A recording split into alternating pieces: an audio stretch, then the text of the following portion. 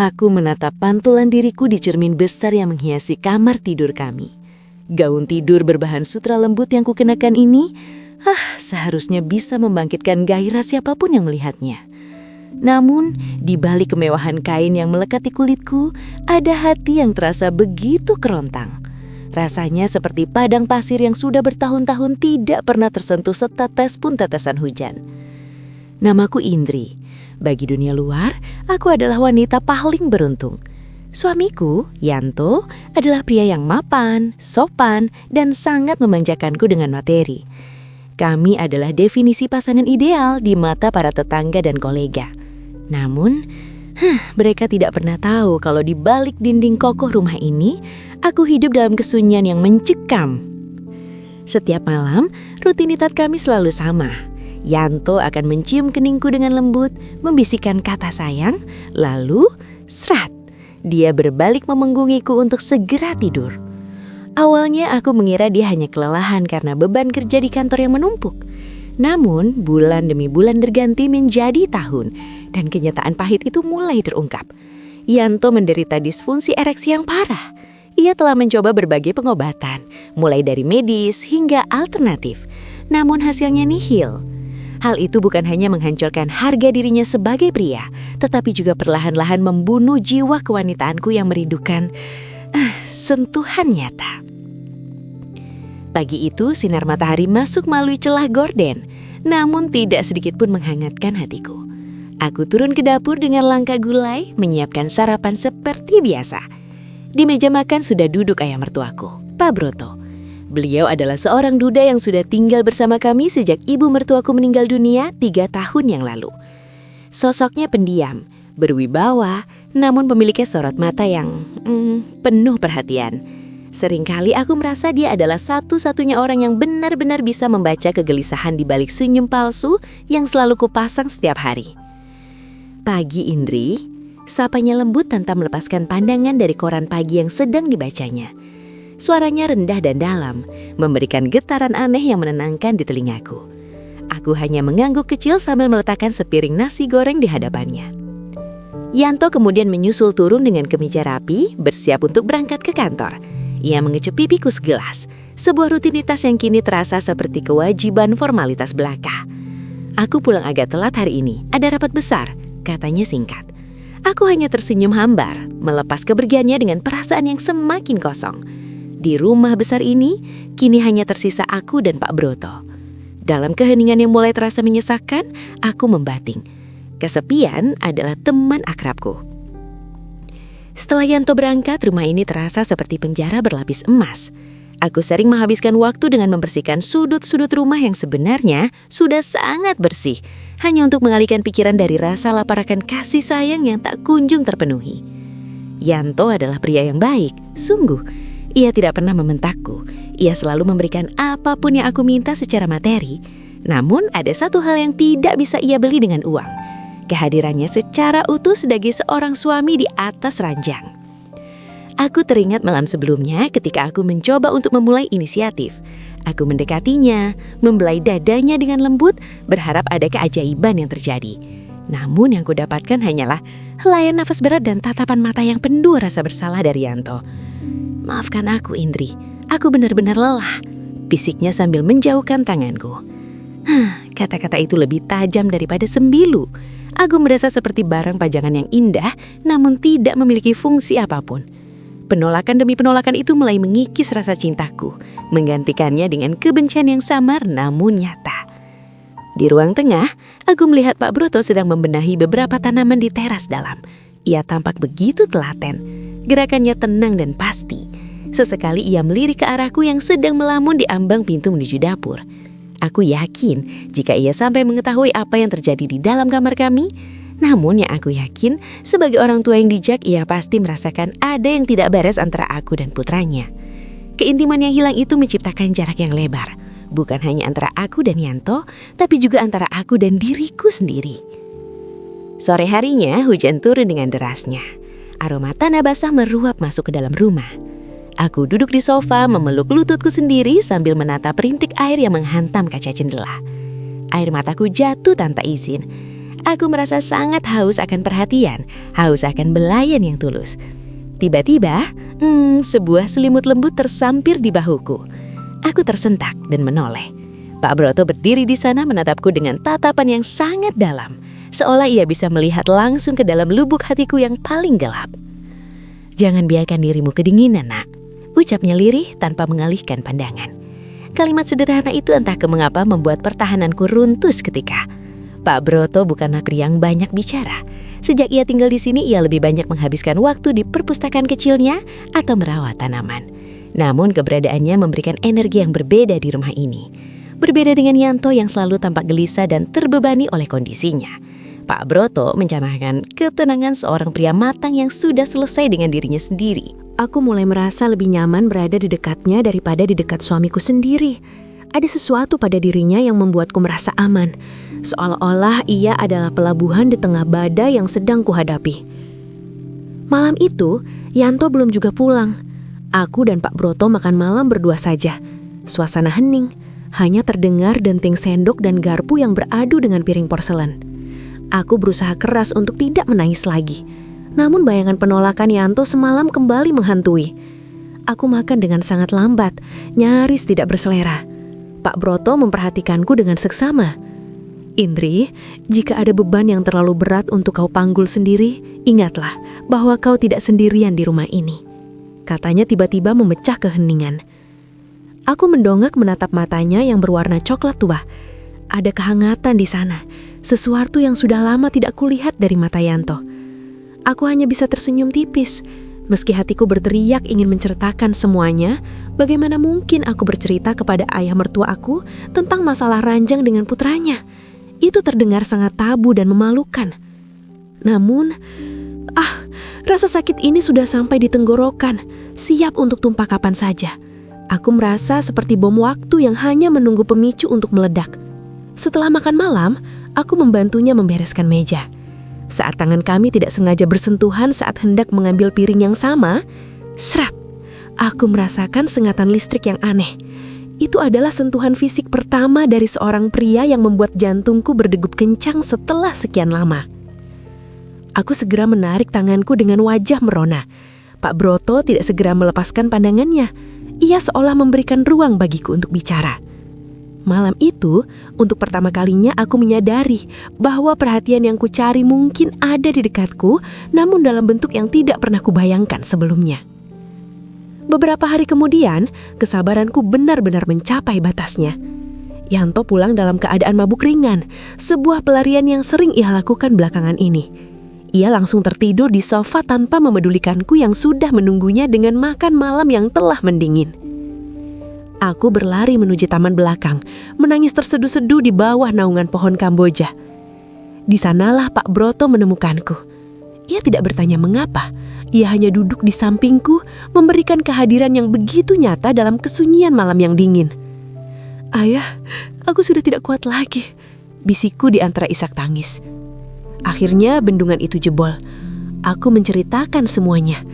Tentang dinginnya ranjang kami, tentang rasa hampa yang membunuhku setiap hari, dan tentang betapa aku merasa gagal sebagai seorang istri karena tidak bisa membangkitkan gairah suamiku sendiri.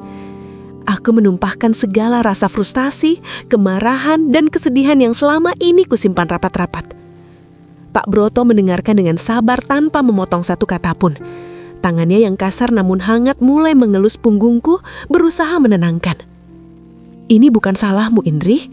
Yanto memiliki pergulatan batinnya sendiri, tapi itu tidak seharusnya membuatmu merasa tidak berharga," kata Pak Broto dengan nada yang sangat rendah dan penuh empati. Ia menarikku ke dalam pelukannya. Untuk sesaat aku merasa seperti anak kecil yang mendapatkan perlindungan. Namun di sisi lain, ada perasaan lain yang mulai menyusup.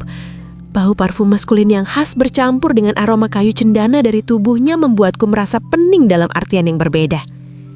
Aku merasa dihargai. Aku merasa dilihat sebagai seorang wanita. Malam itu, curhatanku tidak berakhir dengan solusi, melainkan dengan pemahaman baru.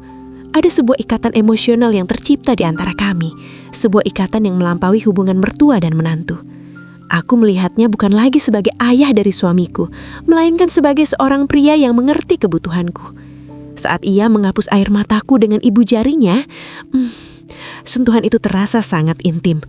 Aku memejamkan mata, menikmati perhatian yang selama ini menjadi barang langka dalam hidupku.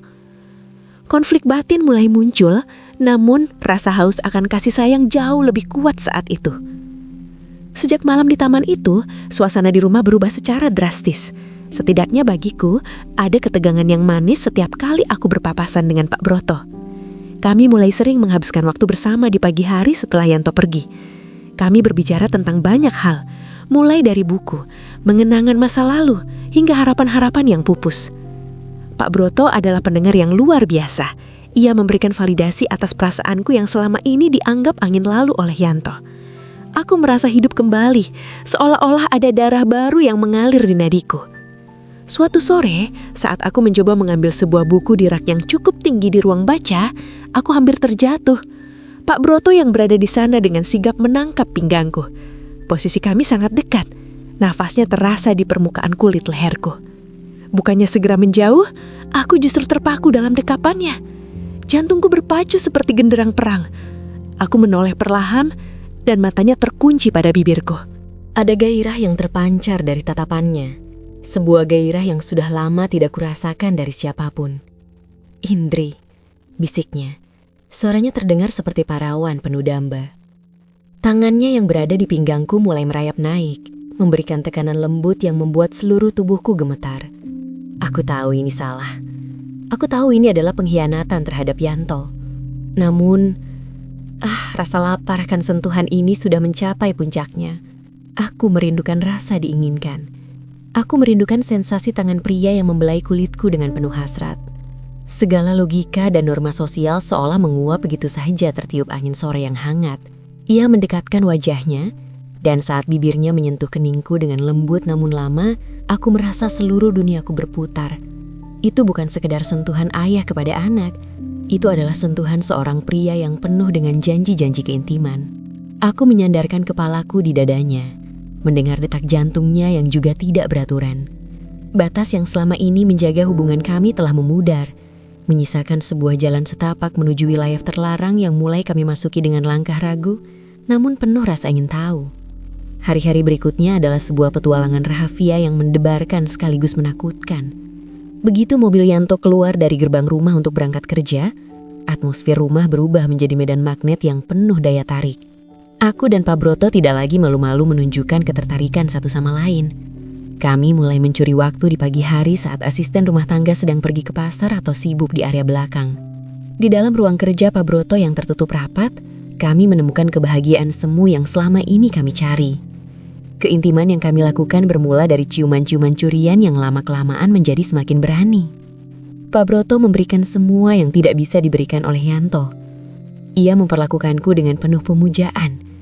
Setiap sentuhannya adalah puisi yang menyembuhkan luka-luka di hatiku. Aku merasa cantik kembali.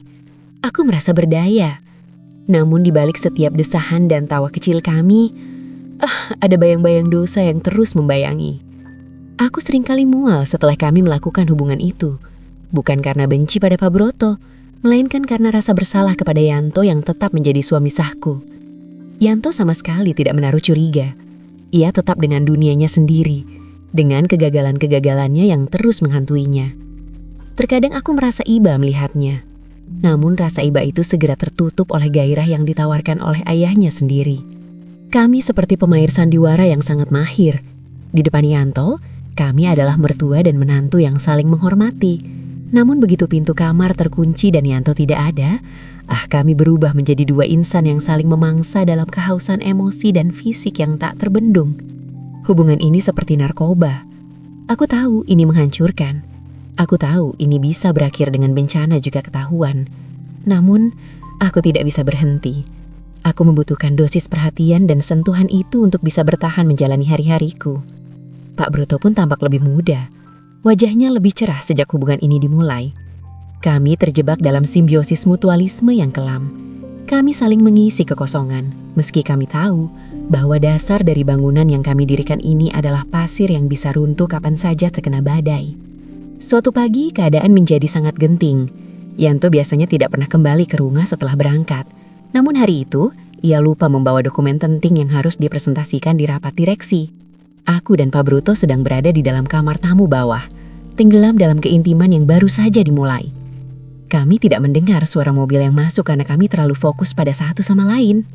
Suara kunci pintu depan yang terbuka membuat jantungku rasanya mau copot dari tempatnya.